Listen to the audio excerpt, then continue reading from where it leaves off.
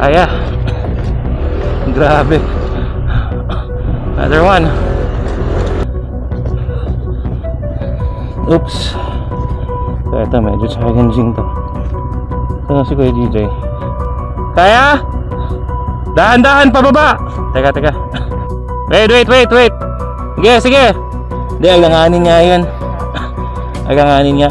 Ito ang sikretong pasyalan ko na hindi ko na kailangan lumayo.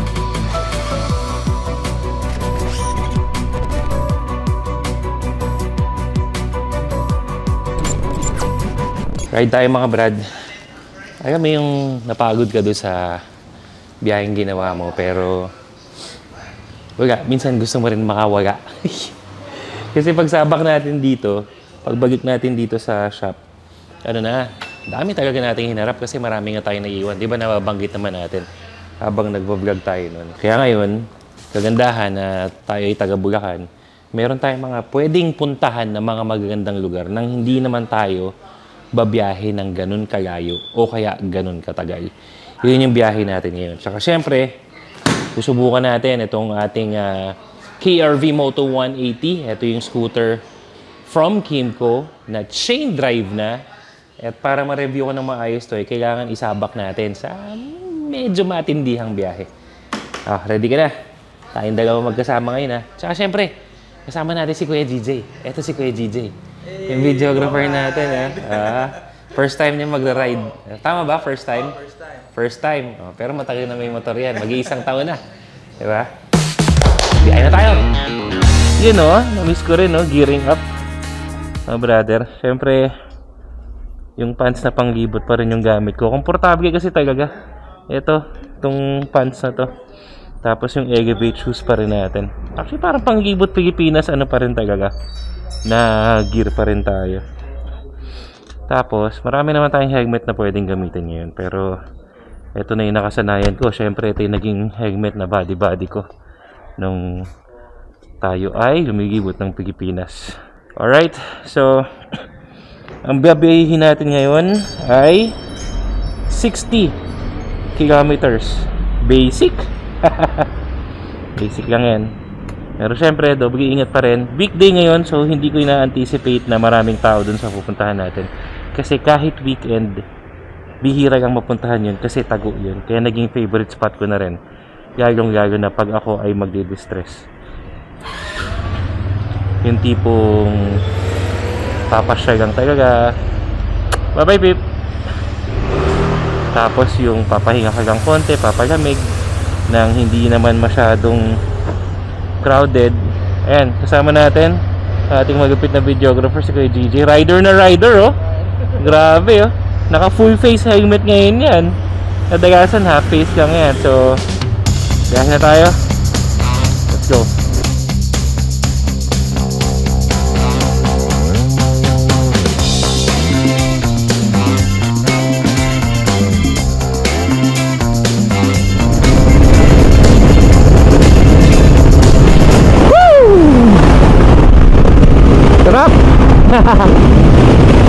Ito na naman yung feeling na na-miss ko, yung kalsada, araw, hangin, at higit sa lahat motor. Yung yung kating-kating ka mag-ride kasi pagbalik namin galing sa aming adventure ng Libot Pilipinas, ang dami nating hinarap na wala talagang oras para talagang paride muna, pasundot muna ng alam mo yung hinihintay ka rin ng ibang mga motor natin pero hindi natin magamit. So ito, yung tipong nakakapag-refresh tayo ng ganitong ride, malaking bagay, di ba? May kanya-kanya tayong stress reliever Yung sa iba gusto talagang bakasyon, yung iba movie, yung iba kain, di ba? Yung iba shopping. Ako, bigyan mo lang ako ng motor, maayos sa panahon, magandang kalsada at magandang destinasyon, okay na ako doon. Sapat na para pang refresh. At isa sa mga major na inaasikaso namin mga brother ay ang aming pinapagawang resort. Abangan niyan, ito na. Dapat talaga hindi ko muna ikukwento pero as early as now, sinasabi ko na greens and shades Private Resorts. I-follow nyo na yan, page na yan mga brother, dahil yan naman po ay resort na aming pinaghihirapan, naming mag-asawa. Pangarap talaga namin magkaroon ng resort. Dapat talaga hindi ko pa sasabihin sa inyo to kasi gusto ko pa sinabi ko buo na sana, pero isa sa mga dahilan kung bakit sobrang ngaragin kami ngayon, bukod sa mga sa One Moto Avenue, sa One Moto Box, sa iba pa nating mga hanap buhay, ay kami mag-asawa nagpapagawa kami ng private resort. Isang pangarap na matagal namin gusto makuha, at ngayon sa totoo yung ano to, laban parang basta gagawa namin ng paraan sa abot ng aming makakaya, at syempre sa patnubay ng Diyos at kung anong mga blessing yung matatanggap natin, ibubuhos namin sa resort na yan. I-follow nyo na as our guest ng mga brand, Greens and Shades Private Resort. Maganda yung plano namin dyan. Ito, ipapakita ko lang yung konting glimpse lang na kung ano nangyari dyan sa resort na yan ngayon.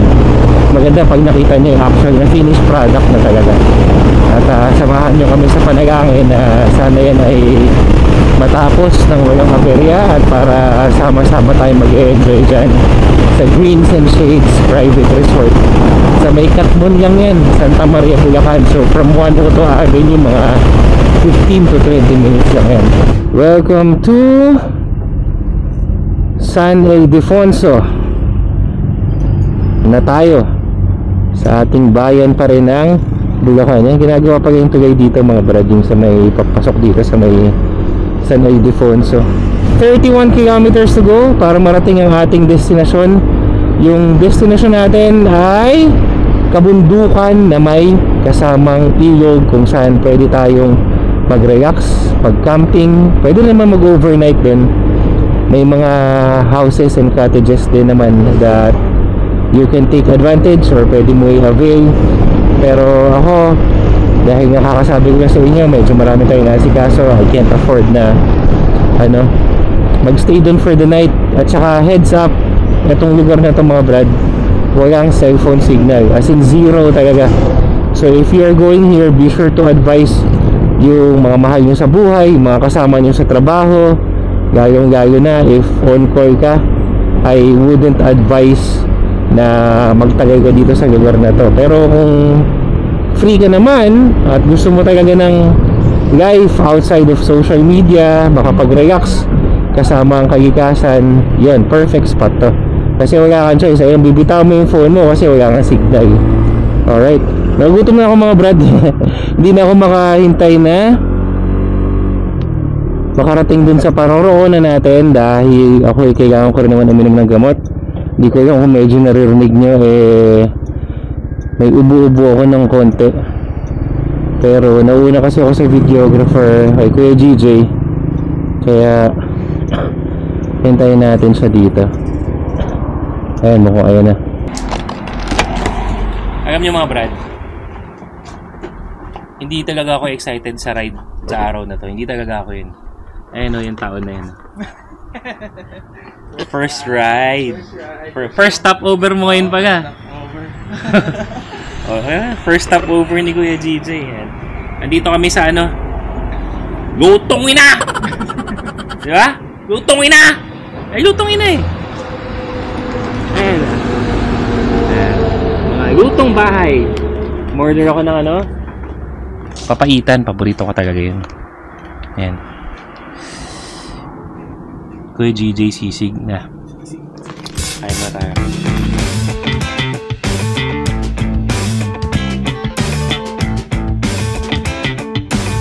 Tuloy na tayo sa biyahe natin. Bumili na lang kami ni Kuya GJ ng chichirya at saka kape. Kasi busog na kami dun. Ay, busog na kami ngayon. Para hindi na kami, kasi ang nasa isip ko kanina, mamimili ako ng pwedeng lutuin, ihawin, dahil hindi na ako nagdagan ng gamit talaga eh. Pero dahil busog na, kasi ko konting merienda lang. At ang higit sa lahat, kape. Diba? Yun yung yun yung gagawin na lang natin dun sa pupuntahan natin para relax. Lesson tayo mga brad, let's go! Ngayon, under 9 kilometers na lang, nandun na tayo mga brother. Ano na to, DRT area na to. So from Juan Moto Avenue, ang route namin is yung San Ildefonso, San Miguel, tas dito yung Tagos. Pero pwede rin naman, may daan din naman yung from Norsagaray, San Rafael, yan. Yun, maraming, sabi nga sa inyo, maraming tagusan dito. Pero ito yung nearest route na na-search natin kanina, kaya ito yung sinundan natin. Tsaka ito na rin yung tinaha ko dati nung kasama ko yung mga kaibigan ko. So in just a few minutes, nandun na tayo. Asahan natin, puro highway naman yung dinaanan natin, national road, pero maya maya ano na, rough road na. So hindi ko masasabing konti, meron talagang rough road na pagdadaanan. So hindi lang basta rough road, hindi lang basta mayubak, talagang lupa at mga bato ang dadaanan natin mamaya. Kasi gaya ng sabi ko, ito ay hindi naman talaga resort na man-made, gawang kalikasan ang pupuntahan natin ngayon. Kaya kung saan siya nandun, yun yung sasadyain natin. At dahil nga sabi ko, medyo tago, medyo hindi siya basta-basta accessible, kailangan talaga natin dumaan dun sa parte na may off-road. Part na rin yun ng adventure natin, part na rin yun ng enjoyment natin. Ito yung sasabi natin mga brother dito sa DRT, na patag yung kalsada, tapos yan, may mga taas baba, konting twisties. Pero dun huwag kayong magbabanking-banking dito, kasi yun nga, may mga tagay-tagay dyan sa gilid-gilid. Alam mo na, pag nakachamba ka dyan, good luck na yan sa'yo. Sabi nga natin, pwede mo naman enjoy ng kalsada nang hindi ka naman nangangamote. Ito, upcoming curve, kurbada, kurbada, yeah. Ganda, tapos berde yung nasa gilid mo. Kaya pa, may mga bulatino pa tayong dadaanan. Woohoo! At habang binabaybay natin ang mga konting bulatino, ayun na, nakikita nyo na. Nakikita nyo na yung destination natin, sumusulyap na siya. Kasi mga 2.4 kilometers nandun na tayo. At simula dito sa kaya na to, ito na yung sinasabi natin kanina, na mahirap to halos wala ng signal pagdating nyo dito sa mga kabundukan, yung mga twisties na to. Sarap hangin, tapos na nasa harap natin kabundukan. Approaching na tayo mga brad. So from the highway, and papasok tayo dyan, Mount Lawad Adventure Park. Alam ko magre-register tayo dito kasi may mga tour guide na naka-assign dito sa mga lugar na to. Di ko lang alam ngayon dahil weekday, so mukhang wala, tugi-tugi na lang tayo. Pero pag weekend kasi may mga nakaabang na tour guide dyan. Kung di ako nagkakamali, for every 5 individual, ano yan, mga 300 pesos or 6 individual yata. So pag hati-hatian nyo na lang yung bayad sa tour guide. Yeah, kayang-kaya ng stock na gulong ng ating KRV 180. Ito, ingat lang sa mga ganito kasi madulas yan. Kahit 4 wheels pwede dito mga brad, dahil nung nagpunta kami ng mga kabarkada ko naman dito, 4 wheels gamit namin, kayang-kaya naman. Hindi ko na lang siguro ma-advise pag sedan, yun mahirap yun kasi may mga malalim na kurba o anong tawag doon, lubak, baka mahirapan kayo. Ayun o, ito yung mga sasabi ko, malalalim talaga ng mga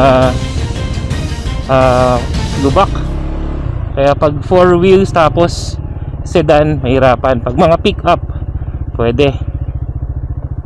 Hindi naman kailangan 4x4, basta wag lang maputik. Marami pa to mga brad. Okay, so pag narating nyo itong parang Y na daan dito mga brad, eto may nakalagay naman Lawad, pero just in case mawala yung sign na yan, dito tayo. Ano, ready? Medyo natetense yung videographer natin dahil unang ride niya to. At sigurado kung unang beses niya dadaan sa mga ganitong klaseng kalsada. O, di ba? Tingnan natin si si Kuya Gij. Ay, nakasunod ka na pala. Titingnan pa lang sana kita eh.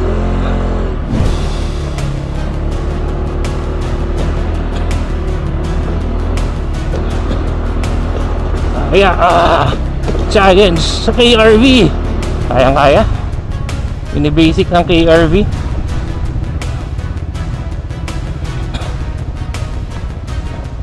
Yung kalsada, kung titignan mo sa umpisa, para lang nakakatakot. Pero kung babaybayin mo siya, kumbaga part by part, kaya naman. Nagagay lang talaga. Tapos, pag medyo nalagpasan mo yung mga lubak-lubak na yan, yan, sasalubong sa'yo. Ayan, part yan ng Sierra Madre Mountain Range. Yung napakahabang mga grupo ng bundok dito sa Luzon. Ha? Okay ba? Konti na. Tingnan natin si Kuya GJ.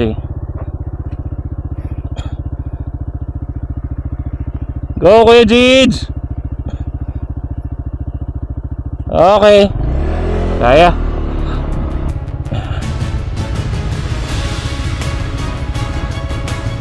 Kayang-kaya ni Kuya GJ, oh. Kayang-kaya ni Kuya GJ, oh. Yeah. Yeah. Ha? Wala.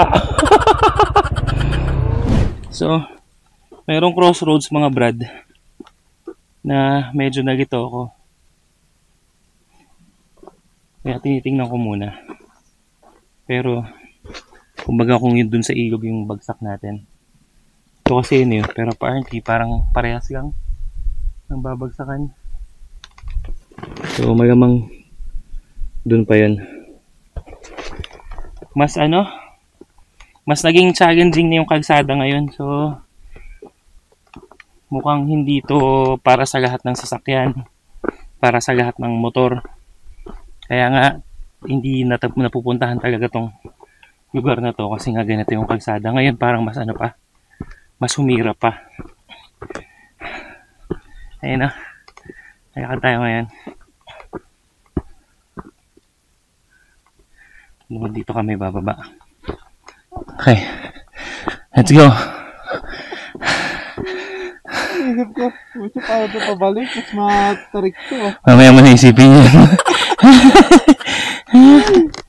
Tara, let's go. Ba't ganun? Parang inaalala ko, hindi naman ganito kahirap yung kalsada. Pwede kami dito.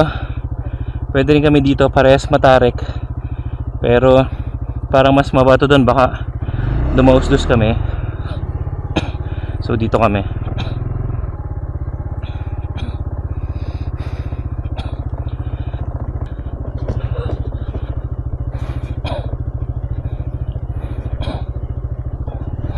Oops. So ito medyo challenging to. Saan si Kuya DJ?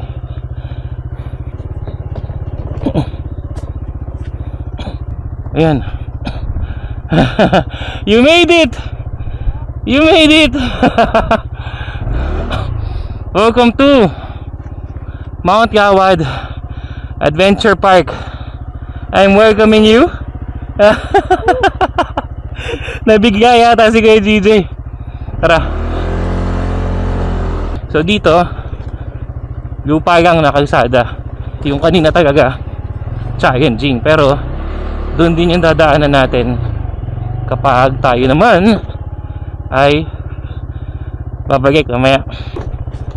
There you go. We're here.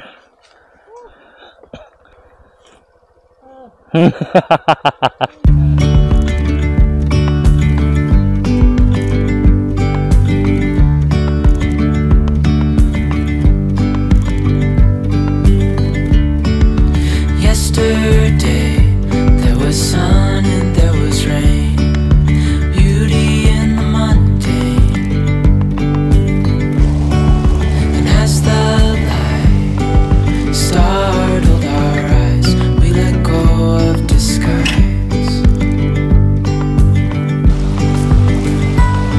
And now there's something in the air, and a sparkly shimmer on our sea beyond all.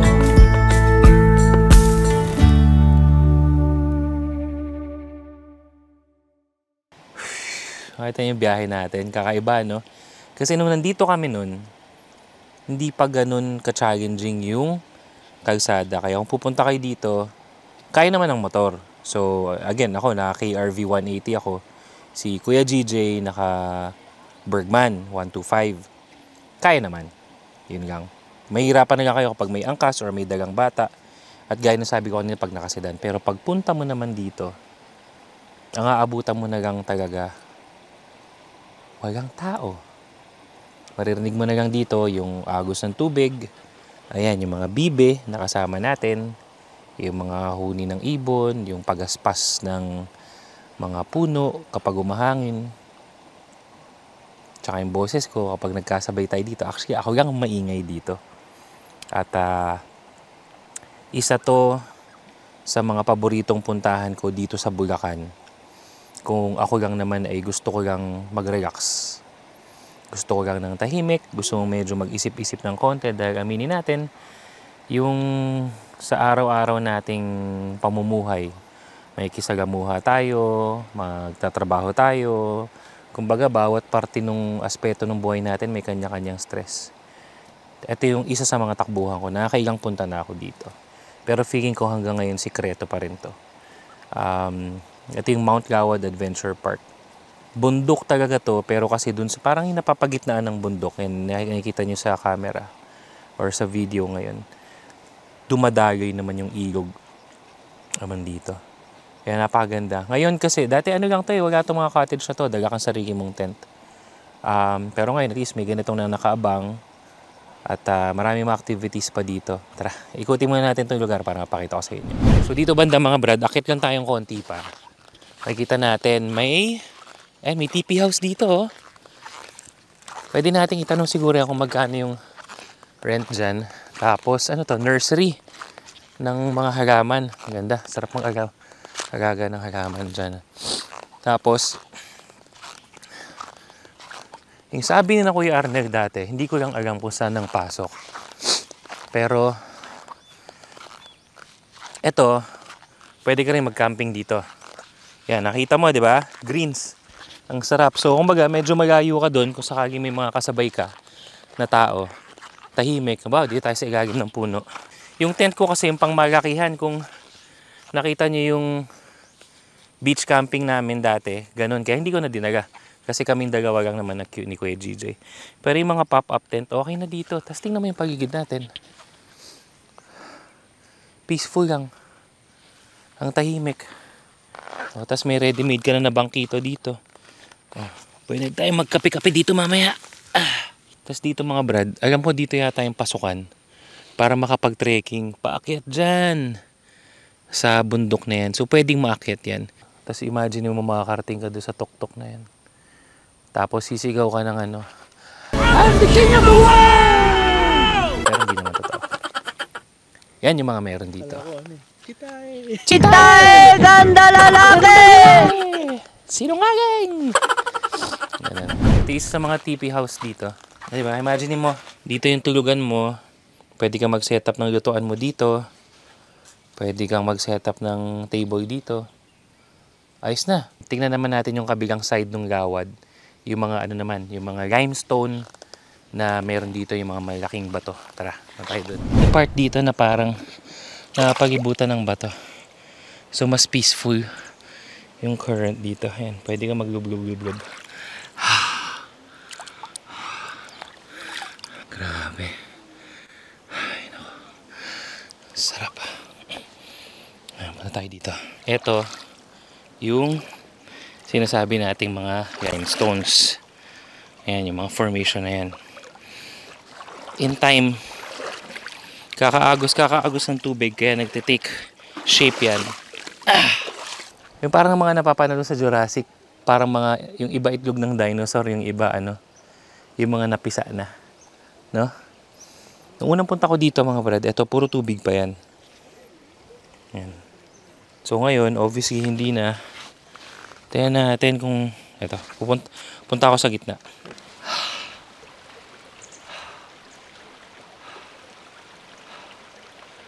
Grabe.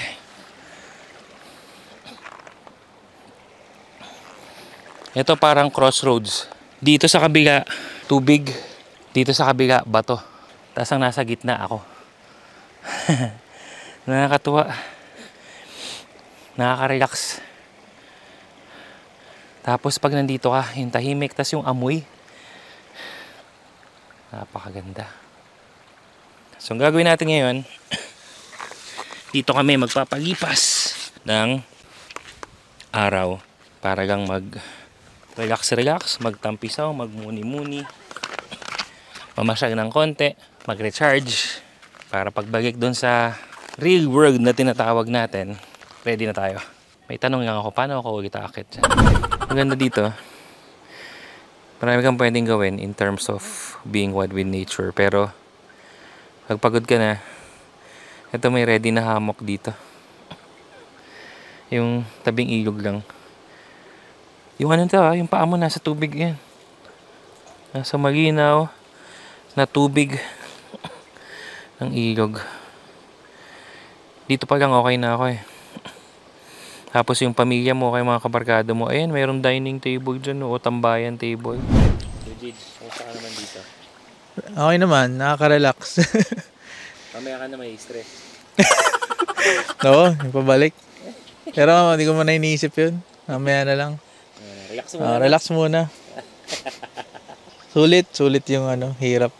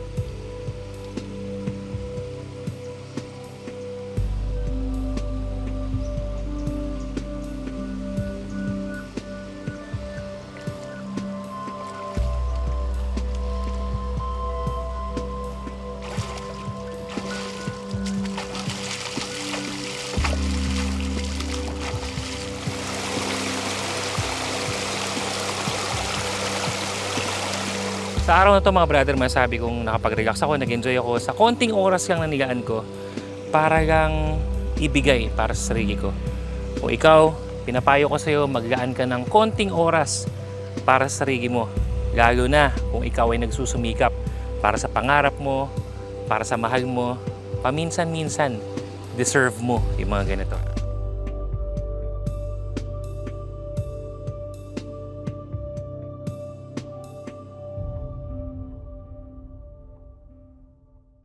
Dun sa Hagenjing yung papunta, syempre sa Hagenjing yung paakyat.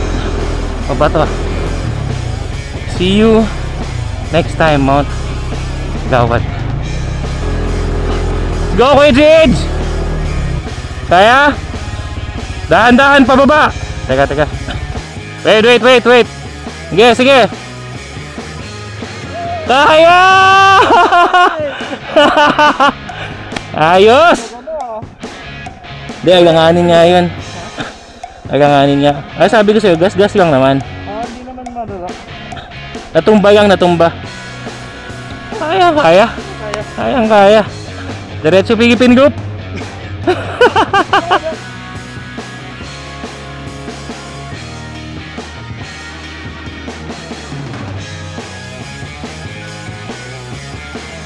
Highway na! Ito pa? Yeah!